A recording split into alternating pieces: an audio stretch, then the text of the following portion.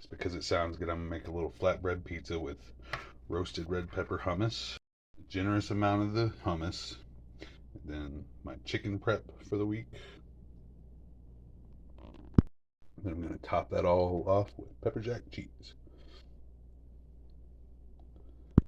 All right, once you get that topped, you're gonna throw it into a 350-degree oven for about 10 minutes.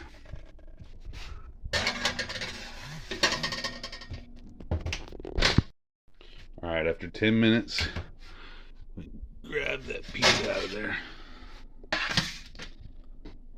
slice it up into however big a slices you want, and serve it.